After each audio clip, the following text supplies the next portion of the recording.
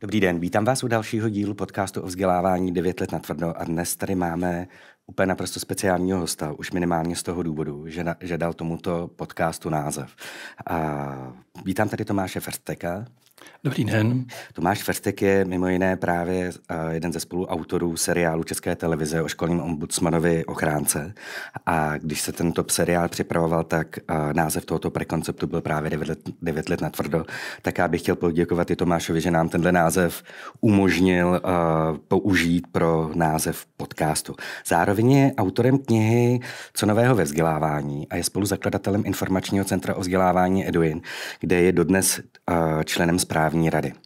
A dnešní téma, o kterém bychom se spolu chtěli bavit, tak to téma je vlastně obraz vzdělávání nebo učitelů jak v médiích, tak v popkultuře. Tak já bych začal úplně první otázkou. Tomáši, když se člověk kouká pravidelně na různé seriály a filmy na těch dostupných platformách, které má, je to Česká televize, Netflix a podobně, jaký obraz, když se koukneme na tu českou produkci, jaký dostává obraz o českém učiteli a o českém školství?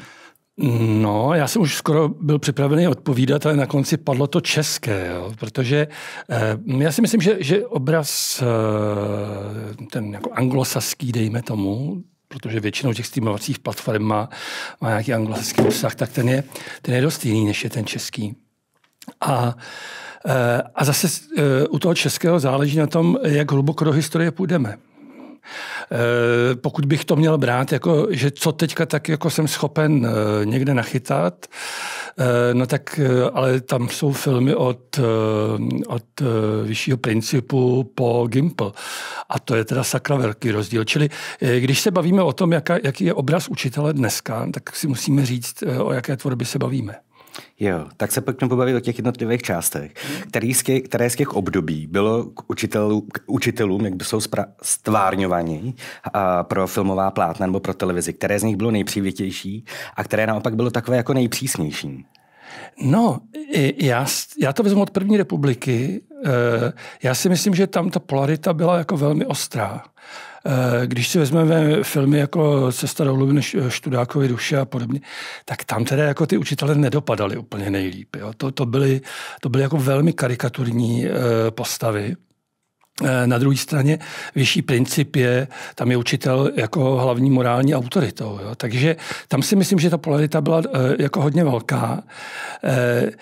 Kdybychom měli říkat, kde byla ta tvorba k těm učitelům nejvlídnější, tak já bych paradoxně řekl, že třeba seriál My všichni školou povinní, který se jako sice v tom klíči těch 80. let, to šlo v televizi někdy začátkem 80. let, tak ale on se vlastně snažil ten seriál řešit tu profesi vlastně v celku věrně, nebo rozhodně řešil nějaké konkrétní problémy, které té v profesi jsou a řekl bych, že tam se moc jako karikatury učitelů nevyskytovaly.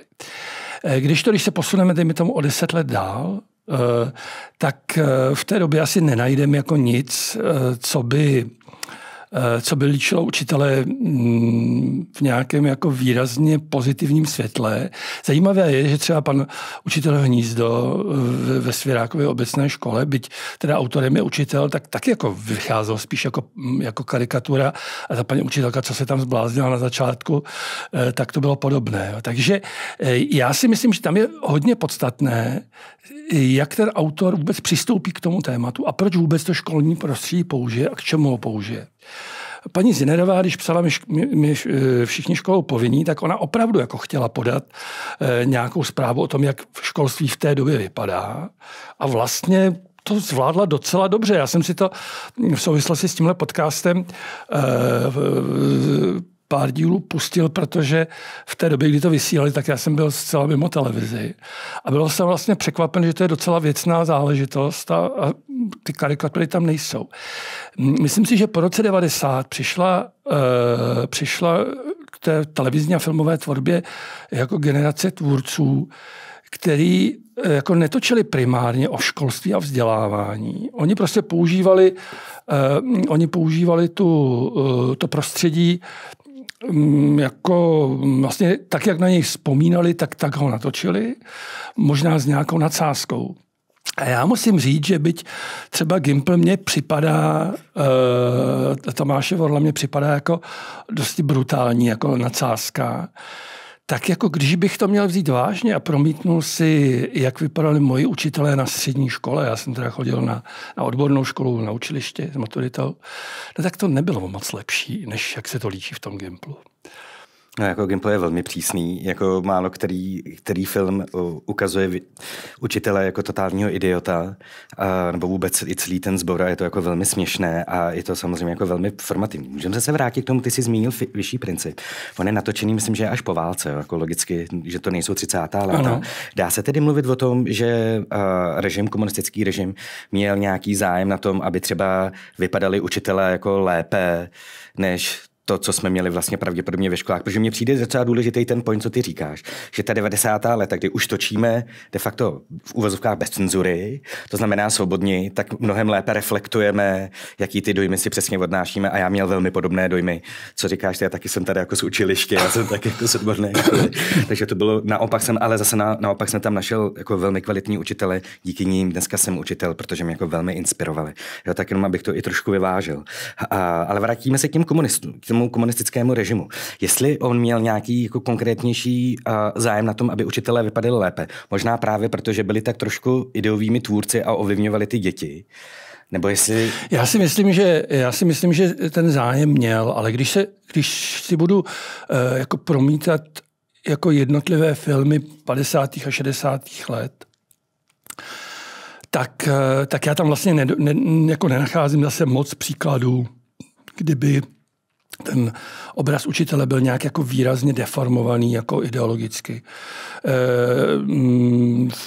Prostě ano, spíš jako ta formativnost té ideologie, ta se projevovala jako v jiných složkách toho filmu, než v tom, že by jako vylepšovali ty učitele. Já myslím, že spíš se jako nemluvilo o tom, jak tehdy se netočily v tomto smyslu sociálně kritické filmy, které by ukazovaly, jak jako složitá na různých místech ta situace ve školách jako může být a je, protože tehdy byla samozřejmě na mnoha místech z různých důvodů složitá.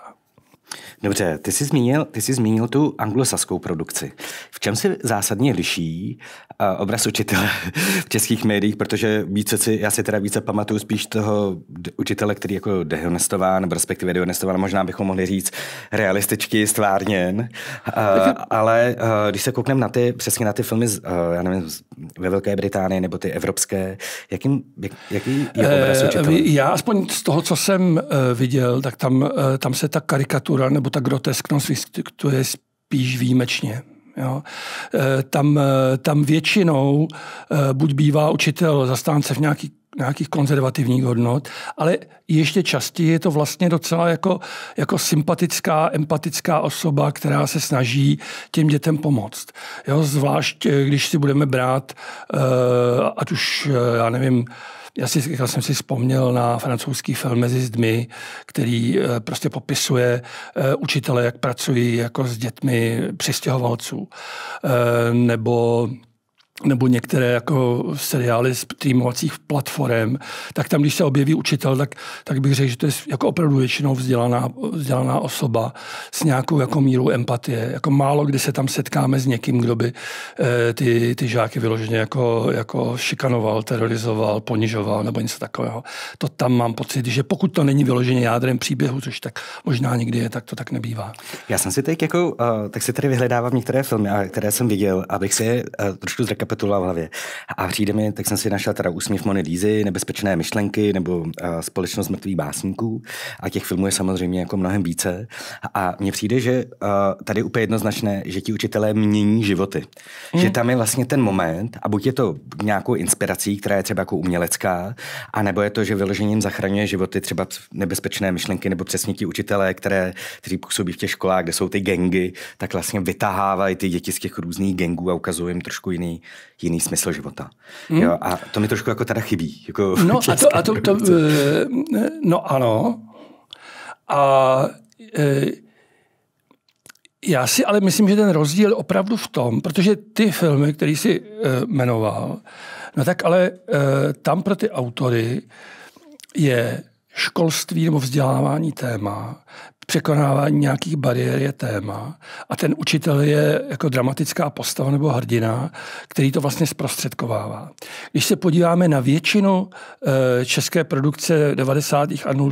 let, tak ta škola tam je spíš jako prostředí, opravdu, kde si vzpomínám, oni vlastně jako nechtěli točit o tom, co by všechno učitel mohl dělat dobrého. Oni vzpomínali na svá školní léta, někdy s větší, někdy s menší nadsázkou a většinou na ně vzpomínají ironicky.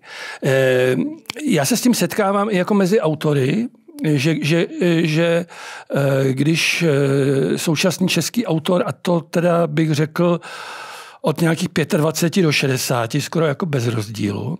Když napíše něco ze školy, tak tam ten učitel většinou bude jako trošku podivná, ironická postava. Pitomce.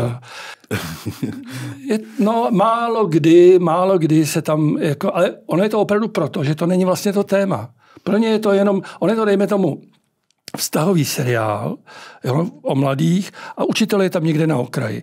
Na druhou stranu bych řekl, že třeba v těch posledních jako seriálech, které se odehrávaly ve škole, tak tam už, a které třeba točili mladší tvůrci, tak tam už ty učitelé až tak jako bizarní nejsou. Je to spíš takové jako neutrální. Pokud si stanovíme Gimpl jako laťku normu, tak bych řekl, že dneska jsou ty tvůrci přece jenom vstřícnější. Ale opravdu jako vzdělávání, škola a učitelství málo kdy bývá jako tématem filmu nebo seriálu.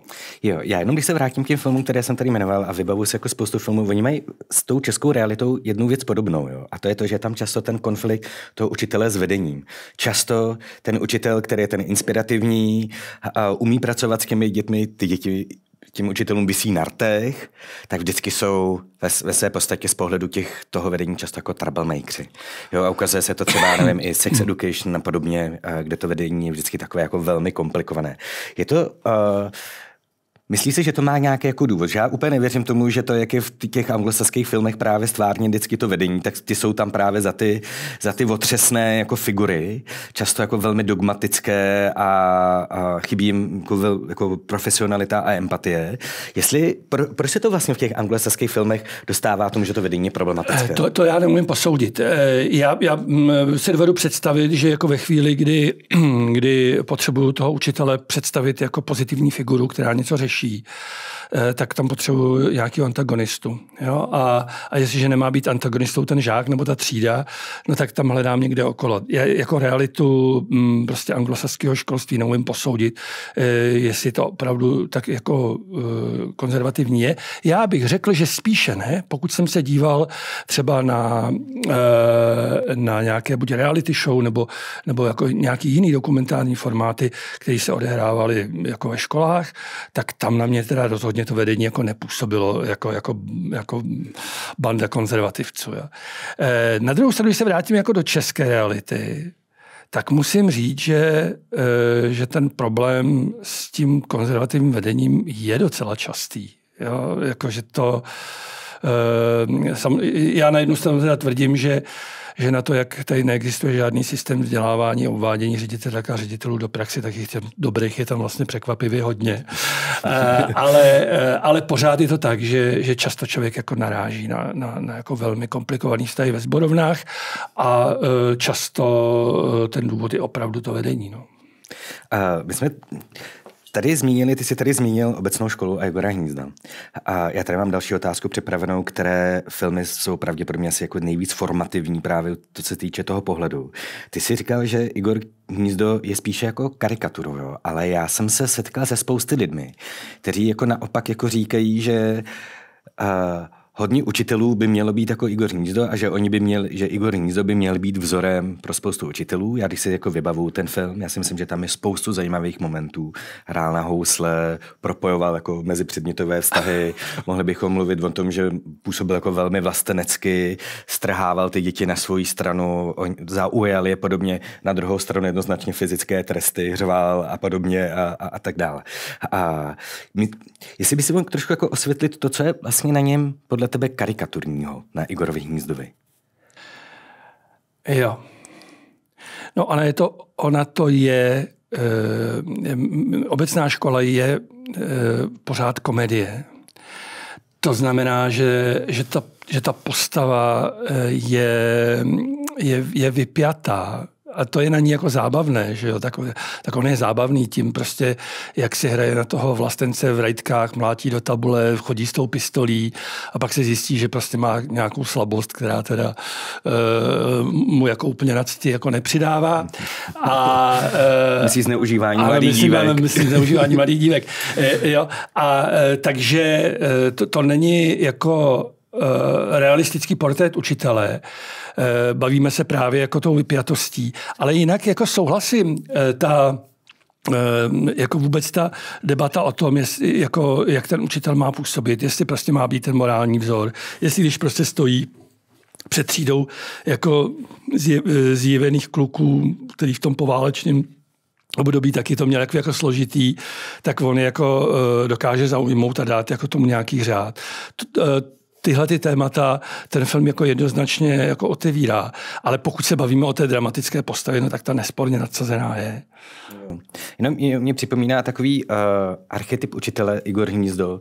Přísný, ale naučil. Jo? Jako to, co často jako poslouchám, že to je někdo, kdo dokázal zařvat, občas dát jako pravý čas pohlavek, ale zase to úplně jako nepřeháněl, ale mohl by si pustit ten špendlík v té třídě jako, a je tam jako hrozné ticho. A že to je jakýsi taky jako trošku nosný ideál, který byl v těch 80. 90. letech, jak si ho pamatuju já, právě když jsme se bavili o těch učitelích, nebo i z té reflexy s těmi rodiči. Jo, že rodičům vlastně nevadila ta jako jednoznačná přísnost. No, rodičům možná nevadila, tak já jsem chodil na základku v 70. letech a pak teda na střední. A já jsem teda zažil opravdu spoustu učitelů, kteří byli opravdu přísní, ale naučili. Takže já k tomuhle tomu nemám jako moc jako vlídnej vztah, protože ono totiž ve chvíli, kdy ten učitel začne být přísný tímhletím jako absolutistickým způsobem, tím trestajícím a tak dále, tak k tomu zneužívání moci v té třídě jako vede jako opravdu kousíček. A já jsem jako zažil tolik učitelů, kteří řvali, mlátili žákům hlavou o lavici nebo o tabuli, chovali se zcela jako nepřijatelně po všech stránkách, že já to opravdu nejsem schopen obhajovat, jako přísný, ale naučí. Je nějaký jiný seriál, který si myslíš, že byl jako tolik, nebo seriál nebo film, který jsme se bavili v těch 80. letech a je něco třeba z té současné produkce, co tě zaujalo napříč všemi jako kanály? Jestli máš vůbec čas jako sledovat filmy z učitelského prostředí? Já vlastně jako sleduju, já bych řekl, že současnou tvorbu sleduju docela dost. Já jsem si dokonce jako vypsal, co teda si tak jako, co bych spojoval se vzděláváním z české tvorby. Ale musím říct, že z těch jako novějších seriálů něco, co by mě jako opravdu zaujalo, protože jako byla základka, byly nějaký seriály o gymnázích, ale teda musím říct, že to byl všechno ten případ, jako kdy to ty autorky, autoři psali tak nějak jako z paměti, jak to oni zažili, aniž by reflektovali, že mezi tím se ty školy jako opravdu výrazně proměnily. Jo, takže on je to takové jako retro, on to má takový retronádech prostě z toho důvodu, že prostě oni chodili do té školy před 10-20 lety, tak to popisují a většinou se v tom, jak se ty školy proměňují, jako nevyznají, ani o tom nevědí, ani to moc nezajímá, takže vlastně tam moc není nic zajímavého. Opravdu bych těžko vzpomínal na něco, co by mě jako portrétem učitele zaujalo. Viděl jsi Pan profesor na TV? Viděl. No. Líbilo se ti to, nebo ne?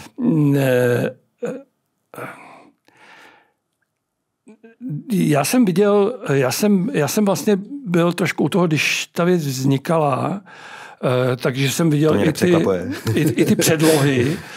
To znamená, že ono to byla, teďka nevím, co to bylo úplně původní, pak to bylo v Maďarsku, pak to bylo na Slovensku a pak to doputovalo k nám. Takže já jsem to viděl jako ve více variantách. A jako osobně mě to nezaujalo. Jo, jako já jsem chápal, jako že tam je nějaká nadsázka, že tam je jako nějaká snaha ukázat toho učitele nebo učitele a učitelku, že? Tak tam je nějaká ústřední dvojice, jako v zásadě pozitivní hrdiny, ale jinak tam bylo tak jako výrazně vidět, že tam jde především o tu zábavu a ještě tu zábavu, která je zprůměrovaná tím, jak se to přepisuje z těch různých národních verzí postupně, tak už to jako dorazí v takový jako velmi bezzubý podobě, takže já jsem z toho viděl z té české varianty asi 2-3 díly a popravdě řečeno ani divácky to úspěšný nebylo. Jo, já jsem to viděl celé, obě dvě série, já teda sleduju všechno, co se týká školského prostředí a jako musím říct, že nejsem zas tak, nemám to kritické oko a musím říct, že jsem se celkem bavil a co se mi teda na tom líbilo právě v porovnání s tou ostatní produkcí, o který ty tady mluvíš, která je spíše reflektivní, jak co my si odnášíme ze školy, tak co se mi na tom líbilo, tak bylo to, že ti učitelé tam nebyli jako úplní idioti.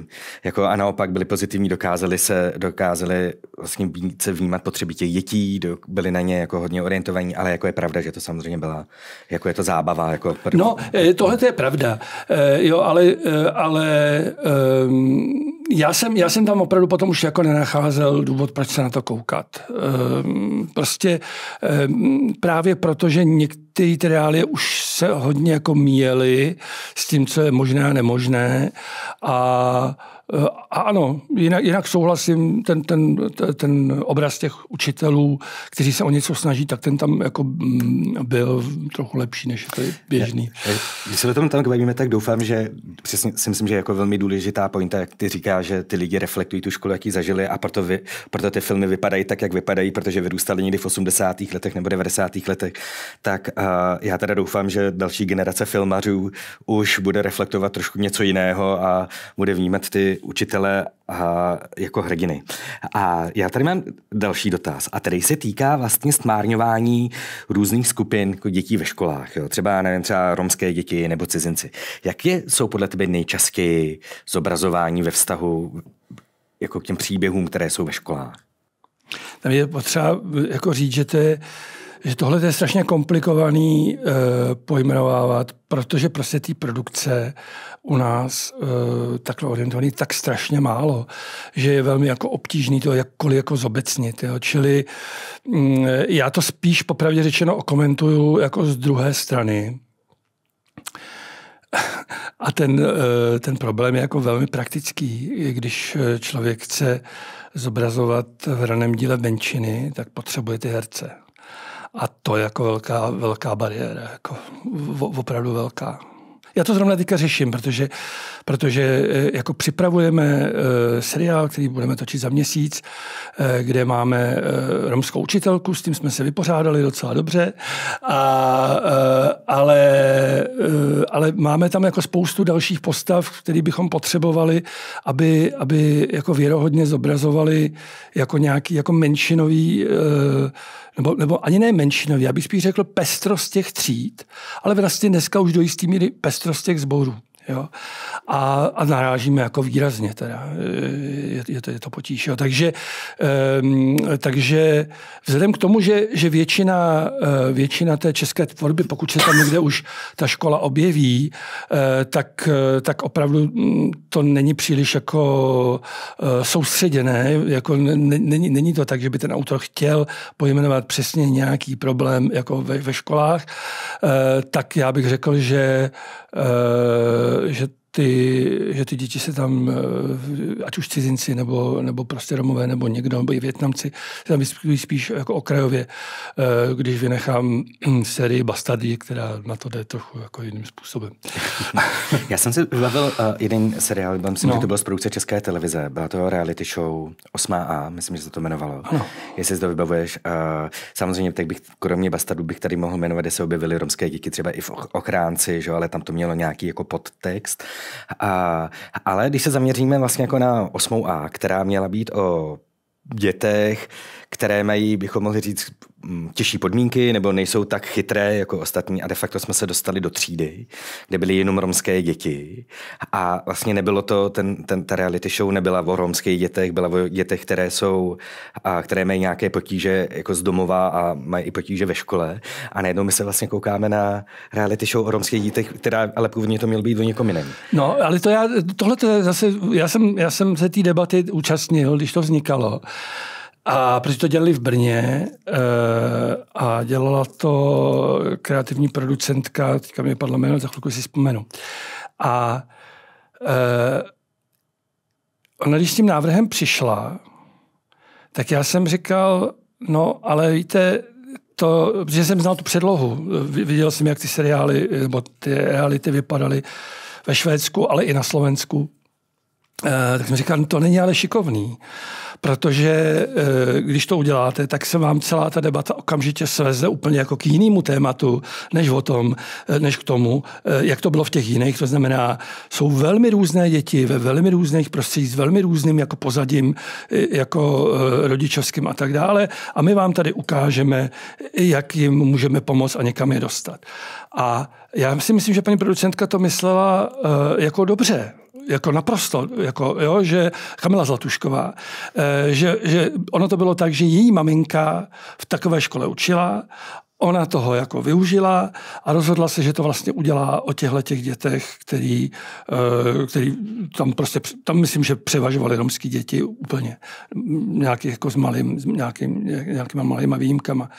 A ono to bohužel, jako třeba mně se to vlastně líbilo. Mně se ten seriál líbil, já jsem jako na tom našel spoustu jako zajímavých věcí, ale když jsem vnímal, jak to vnímá veřejnost a jaký to vlastně nakonec mělo veřejný dopad, tak to si myslím, že moc jako pozitivní nebylo. No. Já mám pocit, že jenom jeden chlapec byl neromský v té třídě a že co mě na té diskuzi vlastně chybělo, že asi souhlasím s tím, že se to stočilo, koukněte se, jak ty děti dělají bordel, že jo, a tak dále, ale že někdo jako nevznesl ten základní tu otázku, jak je možný, že se v jedné třídě sejdou jenom Rómové. Jo, když se nejedná o romskou školu, ještě jsme v Brně, jo, ještě bychom mohli mluvit o tom, ještě člověk si řekne, OK, když je to v nějaké spádové oblasti, někde v Sudetech, dá se to pochopit, jo, ale jakože zrovna v Brně je jedna třída, která je česky romská, tak tohle úplně vypadlo z diskuze. No, ano. Jako zase, když se bavíme o diskuzi, tak je třeba vždycky jako brát v úvahu, co do toho započítáváme. Když bychom se podívali na nějakou reflexi kritickou v nějakých jako odbornějších médiích nebo něco takového, tak teďka to trošku myslím sebestředně, protože já si pamatuju, že jsem nějak to komentoval, ten seriál, a zrovna tohle jsem tam jako rozebíral. A rozebíral jsem jako, že a vlastně jsem na tom ukazoval, jak je jako složitá ta učitelská profese v tom, když musíte takovouhle třídu zvládat vlastně bez nějaký podpory. Když vám prostě nahrne někdo jako do třídy, jako děti, které fakt jsou problematické a nikdo vám v tom nepomůže. Ale to se nedá od jako divácké veřejnosti čekat. Proto není úplně šťastné jako to nastavení, protože on se ta reakce, ta veřejná dala očekávat. Dobře, posuneme se k druhé části tématu a když se bavíme o obrazu, jaký má veřejnost o učitelích a o školách, tak teď jsme teda shrnuli nějakým způsobem seriálovou a filmovou tvorbu. A dostaneme se teď k obrazu škol a učitelů v médiích. Abych se chtěl úplně na začátku zeptat, jestli podle tebe to, a já si myslím, že ty máš velký přehled o tom, co se ve vzdělávání děje, a když si čteš noviny, nebo asi si nekupuješ noviny, ale dejme tomu se dostává k tobě zpravodajství o vzdělávání. Jak podle tebe reflektuje to, co se dostává k nezasvěcenému příjemci zpravodajství o vzdělávání a to, co se v tom vzdělávání opravdu děje? Je to v souladu, nebo to není? V souladu s čím, pardon? S realitou? S realitou. To znamená ten obraz přes média, myslím, jako zpravodajství. Tady je prostě jedna taková jako drobná věc. Ono vždycky strašně záleží na tom, jak široké spektrum médií člověk sleduje. Já vzhledem k tomu, že se o vzdělávání zajímám, tak jednak si samozřejmě těch textů nebo příspěvků, reportáží všímám víc a jednak sleduju opravdu jako velmi široký jako spektrum. Občas když bude někdo říkat, že učitelé jsou za blbce nebo něco takového, tak já na to říkám, no hele, jestli čteš jenom Blesk, tak se jako nezlob, že je to tam takhle. To je spíš jako výběrem média, než že by to bylo. A já musím říct, že že protože jsem teda od roku 92 vlastně jako pracoval jako novinář v Reflexu do roku 2007 a pak teda vlastně jakoby na druhé straně v tom informačním centru vzdělávání Eduin, tak já teda musím říct, že ten obraz učitelů se změnil jako naprosto zásadně a to pozitivním směrem. Jo. Konec konců jeden z důvodů, proč Eduin vznikal, bylo, že nám lezlo na nervy, jak se furt jako opakuje stejný titulek, že už se nemá biflovat. Já už jsem toho měl jako plný zuby, že bylo v Malý frontě vždycky jako na titulce. A myslím, že ty noviny a časopisy už dneska jako velmi často jdou po stopě nějakému učiteli, někoho představují, ukazují, jak pracuje. Jo. Čili já musím říct, že nadávání na školu a jako špatné učitele, ty já spíš jako najdu na sociálních médiích nebo v diskuzích pod nějakými články. Jo? To znamená, že když někde vyjde jako nějaký rozhovor s nějakým zajímavým učitelem nebo reportáž z jeho hodiny, tak pod tím ale prostě je jako dlouhý feed prostě nadávek, jako že jo, to tady předvádíte, ale u nás a tak dále. Jo? Což vlastně člověk nemůže posoudit, nakolik to je. Ale pokud jde o tu otázku, já si myslím, že se to opravdu jako zlepšilo. A já, protože to čtu denně, tak jako teďka bych jako musel vzpomínat, kde jsem jako našel vyloženě jako negativní portrét učitele. Jako většinou mám pocit, že to je spíš pozitivní. Druhá věc je, když jako média v tom obecném zpravodajství se věnují spíš jako těm problematickým situacím ve školství. To znamená, když to trošku přeženu, tady nějaký pan učitel zneužíval nějaké dítě, tady udělal něco jiného ošklivého, tady jsme jim přidali peníze a tady je to. Tak jako samozřejmě tento obraz, což je to, co pravděpodobně dorazí k tomu masovému divákovi a čtenáři, tak ten asi příliš pozitivní není. Ale pokud bych to dělal jako mediální analýzu, to znamená, že to sleduju opravdu v celém tom spektru a posuzuju, jaký je poměr těch pozitivních a negativních jako příspěvků, tak já si teda myslím, že ty pozitivní jednoznačně převažují dneska. Prosím si, že se to změnilo. Změnilo se to k lepšímu, což je dobrá zpráva, ale... Já na to mám takovou jako trochu jako ironickou odpověď. Jo. Já si myslím, že se to opravdu změnilo proto, že přibylo novinářů, kteří se tomu tématu věnují a dělají ho dobře. A to začalo přibývat někdy, tak možná 2007, někdy později. Ty redakce předtím prošly takovou jako velkou redukcí, kdy se hodně škrtalo a vyhazovali se lidi a nebo se spojovaly ty obory, takže někdo psal o armádě a školství, s tomu školství rozuměl rozhodně méně než ty armádě a podobně. Ale já mám pocit, že potom jako přibylo lidí, kteří jako do toho viděli, byli mladší a v těch redakcích už se to nebralo jako zbytkový téma. Já když jsem v 90. letech pracoval v Reflexu, tak prostě jako zabývat se školstvím, to prostě bylo jako urážlivé téměř, prostě nějaká matka po mateřský možná. Já jsem měl výhodu, že jsem byl šéf-reportér nebo v různých funkcích, ale prostě relativně jako vysoko, takže já jsem si o tom mohl rozhodovat sám, čili když jsem chtěl něco napsat o školství, tak jsem mohl, protože prostě jsem to mohl navrhnout a nikdo mi to úplně nemohl zakázat. Jo. Ale jinak v těch redakcích to jako byla spíš zbytková pozice. Já si myslím, že dneska už to neplatí. Jo, že dneska nemám pocit, že by jako vzdělávání, zdravotnictví a sněmovna třeba, že by mezi tím byl zas tak jako zásadní rozdíl. Pořád tam nějaký bude, když budu součástí zpravodajského týmu, tak asi jako sněmovna a ministerstva budou o něco důležitější, ale ten rozdíl je menší, ty lidi jsou kvalitnější. A potom ta trošku ironická odpověď je, že tomu do jisté míry přispěl vznik Eduinu, který jako teda začal ty novináře trošku zásobovat informacemi a velmi k tomu přispěl ministr školství pan Dobeš, protože tehdy jako všichni ztratili naději, že by ten stát něco mohl jako zařídit, protože prostě jako jeho nekompetentnost byla tak evidentní, že tehdy jako vznikla najednou ta vlna těch zakládání těch jako ať už komunitních, soukromých, jako malých nějakých škol. A to ale taky znamenalo, že velká část rodičů se o to začala aktivně zajímat. Jo? Sice specifická část rodičů, ale opravdu jako vzdělanost té rodičovské veřejnosti, alespoň v nějakém jejím segmentu, se výrazně zvětšila. Tím se jako zvedla poptávka a na druhé straně tomu ty média docela vycházely vstříc. Takže já bych řekl, že tohle hodně pomohlo.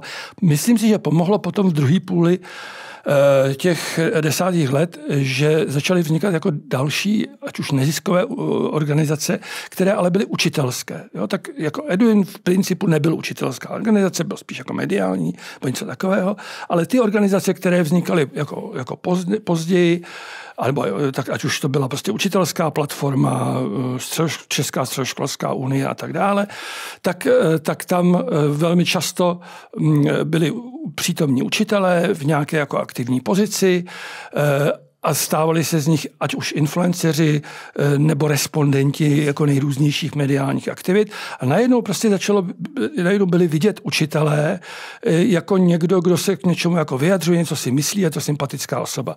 Já si pamatuju v tom roce 2010, když Edwin vznikal, tak si pamatuju schůzi z KAVu, čili stále konference asociací ve vzdělávání, prostě skupina lidí, která se věnuje vzdělávání, vzdělávací politice, neformálnímu vzdělávání, jako relativně velká organizace.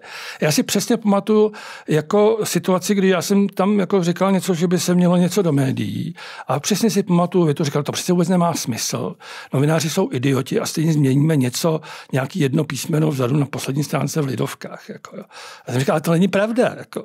To je prostě, protože jsem to znal z té novinářské pozice, že prostě vlastně ty informace nemám se koho zeptat, nikdo se mnou nechce mluvit. Že? Takže já jsem říkal, když s těma novináři začnete mluvit a začnete jim pomáhat v jejich práci, tak se bude nutně zlepšovat i obraz toho vzdělávání a těch učitelů v médiích.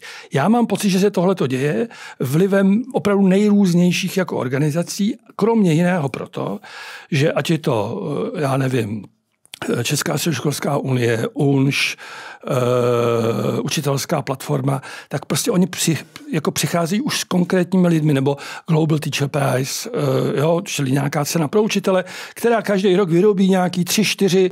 Vygeneruje 4 nové tváře. 4 nové tváře, na který ty novináři trošku reagují, pozvou si je prostě do nejrůznějších podcastů a podobně a mluví s nima. Tak já si myslím, že může vznikat jako ten pozitivnější obraz jako učitelů, protože tihle lidé většinou jako působí jednoznačně kompetentně. Já teda musím říct, když jsi zmínil učitelskou platformu, tak musím přiznat před posluchači, že jsem jeden ze spoluzakladatelů a měl jsem právě na starosti posílání těch učitelů do médií a jeden z těch důvodů, proč jsme zakládali učitelskou platformu, tak bylo právě pomoci změnit obraz jako učitelů a škol ve vzdělávacím prostředí. A ta moje zkušenost byla v tom, že samozřejmě ti novináři, kteří psali o vzdělávání, tak byli velmi vstřícní a využívali toho. My jsme i vždycky, když se objevil nový novinář, tak jsme si ho hned potkali a dávali jsme mu maximální podporu. A tam samozřejmě to, co ty si potom říkal, že když nějaký učitel někde něco provede, tak to, co bylo mimo naší kontrolu, tak to bylo to, když se mluvilo o vzdělávání jako v souvislosti s domácí politikou nebo domácími událostmi. Nebylo to od toho člověka, který by se tím vzděláváním zabýval. Co jsem já teda úplně viděl často, tak že to je, ty říkáš, že jsou to jako vzdělení lidé a že mají jako přehled, ale myslím si, že tam vždycky chvíli trvá, než se to k tomu dostanou, protože často jsou to elévové. Není to ve všech jako redakcích, ale má zkušenost byla v tom, že když se začal někdo zabývat vzděláváním, tak to bylo to, že se v té redakci rozhodli, musíš se někde jako zaučit, tak vlastně když něco zkazíš, tak v té oblasti toho vzdělávání to asi tolik jako nehrozí. Když jsem se s těmi lidmi potkal, jaká je jejich zkušenost a co dělali předtím, tak se věnovali úplně jiným jako tématům. Jo? Bylo to třeba nevím, sport, jo? Nebo někde byli v rozhlase, jo? A teď najednou jaký jsou jejich ambice, tak oni samozřejmě toužili potom potom být třeba tím ekonomickým novinářem nebo tím politickým novinářem, přicházet s těmi kauzami a měli pocit, že to školství je taková pro ně spíš jako beznaděj, ale zase s tou podporou oni potom jako vyrostli. Jo? Jako já si myslím, že to takhle mohlo být, ale opravdu i tady se ta situace změnila. Když si vezmeme ty novinářky a novináře, kteří dneska se vzdělávání věnují v těch velkých zpravodajských médiích, to znamená, že se na to můžou specializovat, což třeba v té deníku tak úplně nejde, tak tam já už vidím jako osobnosti, který tu motivaci jako mají, dělají to dlouho a není to pro ně jenom jako přestupní stanice k něčemu zajímavějšímu. Jo. Ale jinak jako ano, v určité fázi, protože jsem konec konců tyhle ty rozhovory s elevy absolvoval taky, že oni většinou zavolali, jako, že teda vlastně si tomu mají věnovat a jestli by jako jsme si o tom nepopovídali. Ale mám pocit, že tady se to změnilo, nehledě na to, že já si myslím, že reálně opravdu role vzdělání nebo papíru na vzdělání, tohleto, jak tomu budeme říkat, v té společnosti opravdu roste. To povědomí, že to je jako důležité, tady je. To znamená, ta veřejná objednávka jako existuje a byť samozřejmě ty zpravodajské redakce se z větší části věnují spíš jako těm problémovým, prostě fronty při přijímačkách nebo průšvih s Cermatem nebo prostě něco takového, to je samozřejmě pravda. Ale já opravdu, jak to sleduju kontinuálně, tak jako ty propady a špičky té mediální pozornosti se vyrovnávají. Jo? To znamená, ano, pořád tady existují nějaké 2-3 body během toho roku, kdy ty média tomu věnují pozornost, maturity a teda, ale je vidět, že i mezi tím to je přítomné nejen v těch centrálních médiích, ale i v těch regionálních, protože tak my dostáváme ten monitoring vlastně z celé republiky a já teda musím říct, že za tu dobu, co jsem pracoval v Eduinu, což bylo nějakých asi 7 let od roku 2010, tak já bych si vlastně na novináře nikdy stěžovat nemohl. Já jsem často mezi těma neziskovkama slyšel takový jako nadávání a já jsem říkal, já prostě mám úplně jako opačnou zkušenost a myslím si ale, že to je proto, že vlastně vím, co oni potřebují. Profesně to vím a umím jim v tom vyjít vstříc a vím, že já vlastně po nich nic nechci, já jenom jim chci pomoct v tom, aby dělali svou profesi dobře, protože když budou dělat dobře, tak mě to bude pomáhat. Já si myslím, že to je úplně jednoznačné, že každý novinář chce napsat, odvést tu práci jako kvalitně, ale často je problém s tím, že nemá kde se zeptat a můžu dát úplně krásný příklad. Přesně z oblasti, dejme tomu, kde jsou ty školy ve vyloučených lokalitách a teď oni o tom píšou, tak samozřejmě oni nemají kontakt na učitele z té školy, nemají jako kontakt na ředitele. Často píšou spíš na to, že se ptají někde jako sousedů, ale oni nejsou schopní se dostat až přímo k těm dětem a do té školy. A jenom když se vrátím k tomu zakládání učitelské platformy, tam myslím si, že to je taky stejně jako založení Eduinu, tak si myslím, že to je taky taková jako výrazná změna právě z toho důvodu, co ty říkáš, že ten náš dojem bylo v tom, že vždycky, když mluví někdo o vzdělávání, třeba jak má probíhat výuka, tak o tom někdo mluvil z nějaké neziskové organizace nebo akademik, což byl často člověk, který nikdy neučil, jo, nebo který byl jenom teoretikem, nebo někdy učil spousty let naspět. A tohle bylo jako pro nás velmi důležitý dostávat přímo ty lidi z terénu do médií. Ale objevil se tam jeden zásadní jiný problém. A to je to, že když jsou to třeba, já nevím, audiovizuální jako sdělení, to znamená jít přijít někam do televize, tak oni řekli, že to musí být třeba v 11 dopoledne. A jako velmi těžce se schání učitel nebo ředitel, který může přijít v 11 dopoledne do televize. Jo, nebo když se ozval novinář, že chce nějaké téma, nějakého respondenta učitelského a zavolá mi třeba, já nevím, v 11 hodin a řekne mi, jestli bych mohl sehnat kontakt do 2 hodin odpoledne, že potřebuje se na něco zeptat. A řeknu, ale ten člověk, většinou ten učitel, nemůže během té výuky zvedat telefon. Jako i já to můžu potvrdit, že když učím, tak se často na ten mobil vůbec nestačím podívat, ani odpovídat na ty SMSky, ani na ty zprávy v Messengerech a podobně. A je to velmi těžké. Tohle mě přijde jako velký limit toho učitelského terénu, jak může komunikovat s médií? Odpověď zní jednoznačně ano, já jsem tohleto zažíval taky, protože přesně když jsem scháněl nějakého učitele, který by něco, tak to bylo složité. Trošku lepší to s řediteli. A potom já si myslím, že ale tohle hodně vyřešili ty videopodcasty a podcasty, jo, které se natáčejí vlastně jako jinak. Samozřejmě v tom běžném zpravodajství, jako vystoupení v poledních zprávách nebo prostě v odpoledním proudu na Radiožurnálu, tam ten problém pořád je, ale myslím, že se docela dobře daří dostávat jako učitele, jako reprezentanty profese právě do těch nejrůznějších jako podcastů, kde a teďka opravdu vlastně skoro každý médium jich má hned několik. Takže to já mám pocit, že docela vyvožuje. Já bych ještě teda jako řekl jednu věc. Moje zkušenost byla, že a je vlastně do dneška, to, co se komentuje ve zpravodajství a ve zpravodajských médiích, většinou nebývá přímo pedagogická práce a bývá to vzdělávací politika.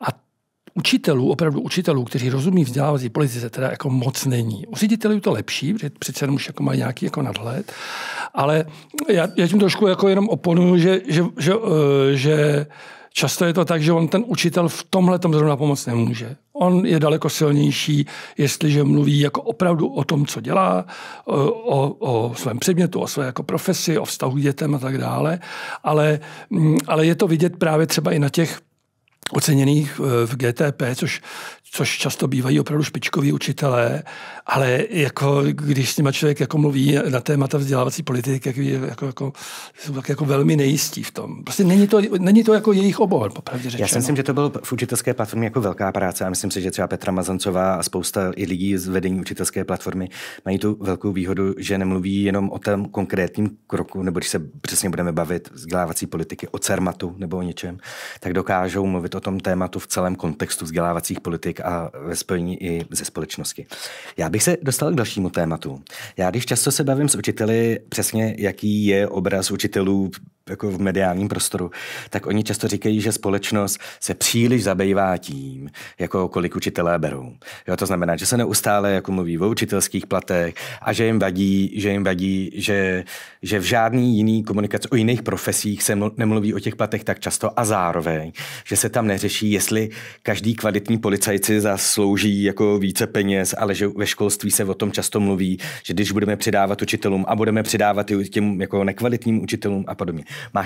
Máš ten pocit, že se o učitelských platech mluví hodně v médiích? Vlastně dneska už ani tak ne, ale jako rozumím, že dlouhodobě to je téma, které asi ta veřejnost bude vnímat nejvíc, kromě teda těch jako uzlových bodů. Jo, tak jako já myslím, že teďka rozhodně poslední rok víc než o platech učitelů se mluvilo o přijímačkách, jo, nebo něco takového. Já k tomu jako dodám jako lehce oponentně. Já jako zároveň musím jako novinář i jako vlastně kdo teda dělá nějakou informační politiku v oblasti vzdělávání říct, že jako ona je málo která profese tak háklivá na svůj veřejný obraz, jako jsou učitelé. Těžko bych to jako hledal jako někoho, kdo jako má neustále pocit, že by měl být vidět nějak jinak, než jako je viděn. Ale ona v tom hraje jako i roli jedna věc a to, že on opravdu každý s tou profesí má přímou zkušenost, protože každý byl žák a zažil jako mnoho emočně silných zážitků, bohužel spíše s převahou těch negativních, jo. Pamatuje si to a proto má tendenci to komentovat. Jo. To znamená, on totiž ve skutečnosti nekomentuje ty platy. Jo? Ta obvyklá a nejblbější jako poznámka jenom za to, co tam předvádějí, je to až moc. Jo? Jako vysvětlit jim, že to je opačně, že pokud chceme mít někde kvalitní lidi, tak je musíme jako zaplatit a protože teprve pak tam budou přicházet, tak to je taková už dost akademická debata pro tyhle lidi, kteří tak jako se svezou. Ale jako bereme to tak, že všichni jsme řízeni primárně emocemi. A to znamená ty čtenáři, diváci a tak dále, kteří jako to komentují a to tak prostě oni mají jako z těch škol nějaký emoční zážitek. Bohužel většina z nás si ty negativní pamatuje víc. To je jako jakási jako logika nebo zákonitost jako lidský psychiky a z toho může vznikat potom u těch učitelů pocit, že si jich ta společnost neváží. A tady já mám pocit, protože na jednu stranu samozřejmě mám nějakou mediální zkušenost nebo nějakou scenaristickou zkušenost, ale zároveň prostě tam, kde bydlíme, tak pracuji v MAPu, v tom místním akčním programu pro vzdělávání. Mám docela představu, jak to vidí ty rodiče, jak vypadá komunikace na těch školách.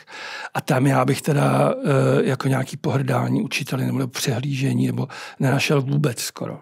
Já si myslím, že já se na to narážím velmi často, že jak vedu tu velkou učitelskou skupinu Učitelé plus, tak často se tam objevuje, že si učitelů nikdo neváží a že má jako nízkou autoritu.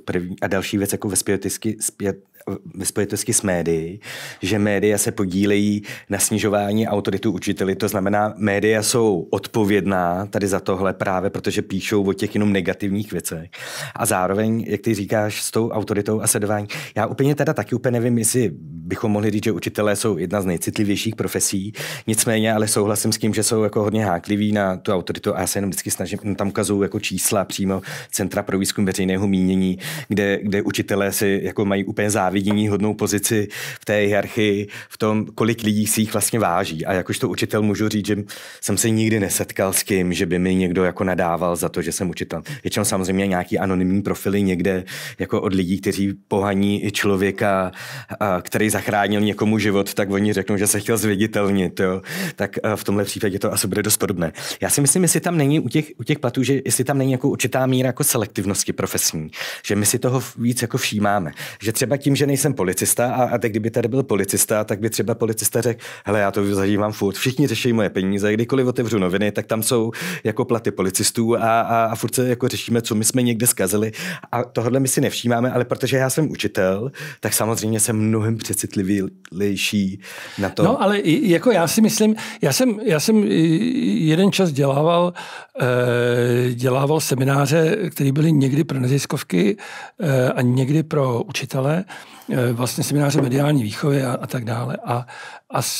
A dělal jsem na začátku takovou jako reflexi, kde vždycky ty výsledky byly přesně tyhle, jako všechno to tam bylo takhle vypočítané, jak si to říkal.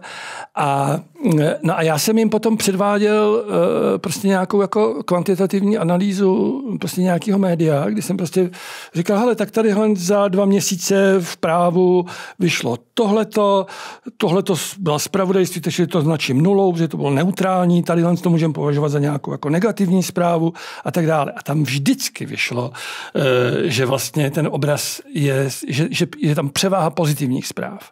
Jo? Ale prostě my si opravdu ty negativní jako víc pamatujeme a ty negativní, které se nás nějak emočně dotknou, protože se cítíme ponížený, někdo prostě říká, že bereme jako nesmyslné peníze a přitom já do toho vkládám tolik úsilí a ještě teda fakt já se tak moc nedostávám, tak si to samozřejmě jako daleko víc pamatuju. Jo? A jestli se jako víc píše o platech policistů nebo učitelů, to bych si úplně netroufnul jako zase tvrdit, že u policistů víc to nevím, ale zároveň bych teda tvrdil, že dneska, když bych udělal kvantitativní analýzu médií, tak jednoznačně převažují jako jiný zprávy a informace o to, spíš jako pozitivní informace o tom, že nějaký učitel něco dělá dobře. To znamená, zažíváme bezpečné prostředí z pohledu jako učitelské profese. Já dám příklad z Izraele. Izraelská společnost v rámci OECD má 2 velká specifika. To první je v tom, že mají nejvíce dětí, to, co bychom nazvali jako v alternativním vzdělávání, jako mimo ten jako proudhlavní. A druhé je to, že mají izraelští učitelé nejnižší sympatie jako veřejnosti napříč všemi těmi, je tam 30 zemí. A já jsem to řešil, protože se pohybuju jako v izraelské společnosti, mám spoustu známých a jezdíme tam často, tak a znám izraelské učitele, tak jsme to rozebírali. A říkám, hele, proč? Jako mně přijde, že vzdělávací výsledky máte dobrý, jste jako technologická velmoc, jako, to znamená, Nobelových cen je tam taktéž hodně, to znamená, pravděpodobně to školství produkuje, je nějakým způsobem jako výkonné. A oni řekli, vlastně shodují se na tom, že byla asi kauza, někdy to bylo kolem přelomu milénia a táhne se to dodnes, že najednou se velmi často v médiích opakovalo přesně to, támhle nějaký učitel seřval dítě, támhle nějakým učiteli jako ujeli nervy a spohlavkoval. A najednou se to začalo jako nabalovat a společnost si si začala jako všímat toho a selektivně vybírat přesně tyhle negativní projevy v těch školách. A já můžu říct, že třeba máme 160 000 učitelů a já jsem si jistý, že každou hodinu se stane něco, obecně napříč Českou republice, co by se nikdy nemělo stát jako ve školách. A stane se to každou hodinu, možná klidně i každou minutu, jako při tom množství tříd dětí a učitelů. A kdybychom si je takhle jako vybírali a upozorňovali na to, tak samozřejmě ta reputace té profese může být katastrofální.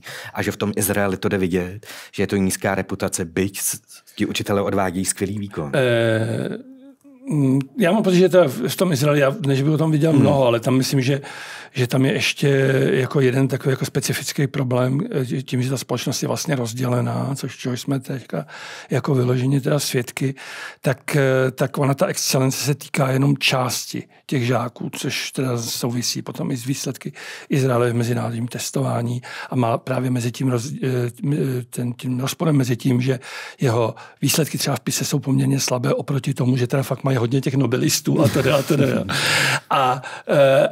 Ale prostě samozřejmě veřejný obraz učitele tam neumím posoudit. Jinak tohle je samozřejmě pravda, že kdyby média se soustředila na negativní zprávy o učitelích a že teda by to dokonce byla i realita, takže by to nepadlo dobře, ale ono se to vlastně jako reálně neděje. Jako opravdu, to už musí být jako nějaký jako opravdu případ přesahující do kriminální roviny, aby o tom média psala jako o negativním příkladu, jak převažují spíš ty pozitivní. Je se většinou, když se stane něco negativního, tak je to často poukazováno, že to je selhání jednotlivce, než to, že bychom se bavili o trendu, že dochází na každé škole ke zneužívání dětí nebo mlácení dětí. No, já musím teda jako říct, že já docela často řeším nějaký konfliktní situace na školách. Protože mě někdo zavolá a chce s něčím poradit. A nebo právě třeba při té práci v mapu nebo v mapech, jakože vidím vlastně to, co se v těch školách děje zevnitř. A často to teda jako není úplně. Často bohužel ta realita je horší, než jaký třeba já podávám přes ty média. Jo. Někdy si to jako uvědomím, říká, máme velký rozdíly mezi školama, velký rozdíly mezi tím, jak učitelé nebo vedení zachází, ať už učiteli, nebo s dětmi. A tím pádem pořád jako v velké části toho, co se děje na těch školách, tak jsou to opravdu věci jako velmi jako problematické. No. Já to vlastně říkám proto, že když jako si učitelé stěžují na ten veřejný obraz, a já jim jako do jisté míry rozumím, ale zároveň říká, hele, ale zkuste se podívat jako sebekriticky na to, co se děje u vás ve škole, ve vaší konkrétní škole. A je to opravdu tak jako v pohodě, aby ten veřejný obraz byl bez poskrnky? Já teda si myslím, že ne. Je to hrozně problematické, když si vezme, že třeba učitel bude mít, dejme tomu, průměrně 100 dětí a já budu jako velmi špatný učitel, a tak to 100 dětí, to znamená 200 rodičů a když já udělám něco velmi špatného, tak se to začne jako šířit. Tomu rozumím, ale já popravdě řečeno ty věci, které já řeším, tak většinou se netýkají, nebo ano, někdy může být zdroj konkrétní učitel, ale podle toho se podle mě jako ta událost neposuzuje, protože to, že je každý pedagogický sbor různý a může tam být někdo, prostě kdo jako teda dělá něco opravdu špatně, jako reálně, to není vlastně nic divného a ani ty rodiče to většinou jako to chápou, tohle. Problém spíše, když se k tomu neumí postavit vedení. Když tu věc bagatelizuje nebo se snaží to dítě vyštvat z té školy a tak dále. Toho já jsem jako docela často svědkem. Čili ta výtka spíš směřuje k těm školám a k jejich vedení, než k konkrétním učitelům. Tak jsme u konce, končíme aktuální díl podcastu o vzdělávání 9 let natvrdo. Já moc děkuju Tomášovi Ferstekovi, který si udělal čas a přišel jsem a řekl nám teda o tom, jak vzniká obraz učitele a školství, kde jsou jeho počátky a jakým způsobem je školství a učitelé jsou prezentováni v médiích. Moc děkuji, že jsi si udělal čas a přišel si. Děkuji za pozvání. Děkuji a nashledanou.